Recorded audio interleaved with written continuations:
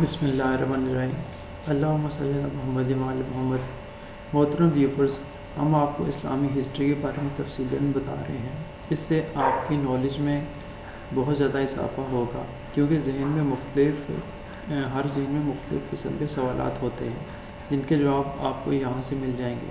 اس لیے اس سلسلے میں اس کو غور سے سنیں، سبسکرائب اور شیئر بھی کیا کریں۔ جنگ جمل۔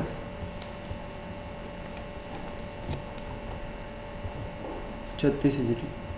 یہ مسلمہ حقیقت ہے کہ حضرت علی قتل عثمان کے بعد 18 ذی الحجہ 35 ہجری کو تخت خلافت پر متمکن ہوئے، اور آپ نے عنان حکومت سنبھالنے کے بعد سب سے پہلا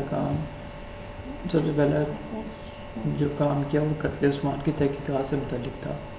نائلہ زوجہ عثمان اگرچہ کوئی شہادت نہ دے سکیں اور نہ کسی کا نام بتا سکیں، لیکن ان کے علاوہ بھی کوئی تشدید گواہ نہ مل سکا جس کی وجہ سے فوری سزائیں دی جائیں، لیکن حضرت علی تحقیقات سکینہ کا عزم صمیم کر چکے تھے۔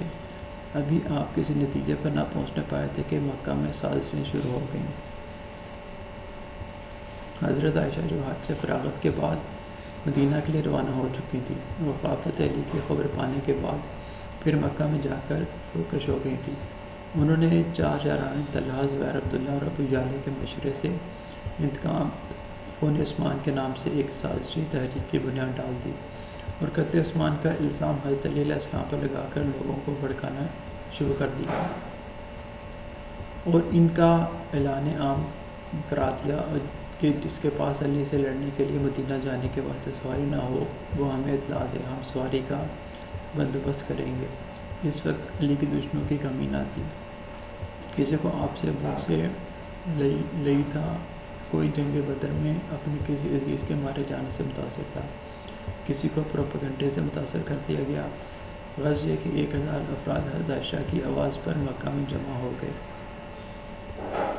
اور پروگرام بنایا کہ سب سے پہلے بصرہ پر چھاپا مارا جائے۔ چنانچہ آپ انہیں مذکورہ 4 افراد کے میمنہ اور میسرہ پر مشتمل لشکر لے کر بصرہ کی طرف روانہ ہو گئی۔ آپ کے ساتھ ازواج نبی میں سے کوئی بھی نہ گئی۔ حضرت عائشہ کا یہ لشکر جب مقام ذات العرق میں پہنچا تو مغیرہ اور سعد ابن عاص سے لشکر سے ملاقات کی اور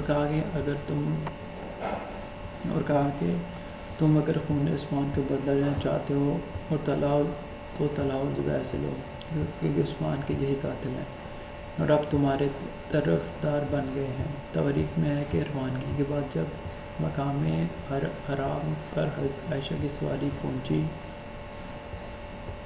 اور کتے بھونکنے لگے تو ام المومنین نے پوچھا کہ کون سا مقام ہے؟ کسی نے کہا اسے حواب کہتے ہیں۔ حضرت عائشہ نے ام سلمہ کی یاد دلائی ہوئی حدیث کا حوالہ دے کر کہا کہ میں اب علی سے جنگ کے لیے نہیں جاؤں گا، کیونکہ رسول اللہ صلی اللہ